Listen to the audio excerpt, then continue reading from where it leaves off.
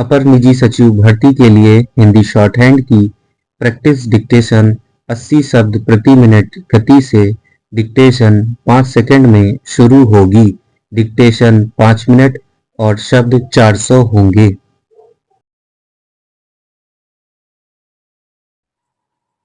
Start. संयुक्त राष्ट्र संघ के ढांचे में आमूल चूल परिवर्तन की मांग वैसे तो पिछले 3 दशकों में अनेकों बार उठाई जा चुकी है, लेकिन अब यह मांग जोर पकड़ती दिखाई दे रही है। कई देशों के राजदूतों तथा भारतीय नेताओं ने इस संगठन के ढांचे को अधिक प्रजातांत्रिक बनाने तथा सुरक्षा परिषद के मुकाबले संयुक्त राष्ट्र महासभा को अधिक अधिकार सौंपे जाने पर बल दिया है। ध्यान रखने की बात यह है कि संयुक्त राष्ट्र संघ का गठन इसलिए हुआ था कि युद्ध ना हो। इसके पहले लीग ऑफ नेशंस संगठन था, जो इस उद्देश्य में विफल हो चुका था।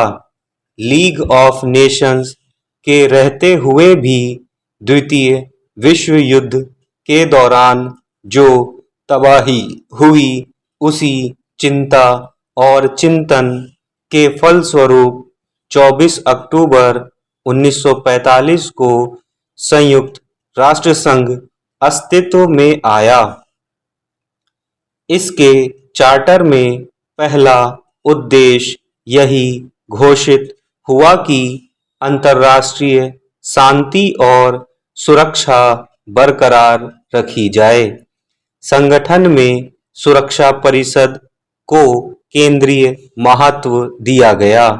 उसमें मूलतः 5 स्थायी सदस्यों की व्यवस्था की गई। 5 स्थायी सदस्यों अमेरिका, सोवियत संघ, ब्रिटेन, फ्रांस और चीन को वीटो पावर निषेध अधिकार से संपन्न किया गया, ताकि फिर किसी विश्व युद्ध की पुनरावृत्ति नहीं हो। लेकिन यह विशेष व्यवस्था ही गहरे मतभेदों का कारण बन गई। प्रारंभ में अमेरिका ने चीन को स्थायी सदस्य मानने के बजाय फार्मोसा को चीन मानकर उसे सुरक्षा परिषद में बिठाए रखा। 25 अक्टूबर सन 1971 में जाकर चीन को वास्तविक प्रतिनिधि होने की मान्यता दी गई। इसके पूर्व भी सुरक्षा परिषद के ढांचे को बदलने की मांग बराबर उठती रही थी। इसीलिए सन 1965 में सुरक्षा परिषद के अस्थायी सदस्यों की संख्या 6 से बढ़ाकर 10 करनी पड़ी थी। फिर भी जो असंतोष था वह कम नहीं हुआ। वस्तुतः संयुक्त राष्ट्र संघ में सुरक्षा परिषद के स्थायी सदस्यों को वीटो पावर और परिषद की केंद्रीय भूमिका को लेकर सदस्य देशों को मुख्यतः 2 शिकायतें रही हैं। पहली यह कि परिषद में वीटो पावर के जरिए द्वितीय विश्व युद्ध के 4 विजेता देशों सोवियत संघ, अमेरिका, ब्रिटेन और फ्रांस ने अपना वर्चस्व बना रखा है। यह संयुक्त राष्ट्र संघ की इस घोषणा के विरुद्ध है कि सभी सदस्य देशों को समानता का अधिकार होगा।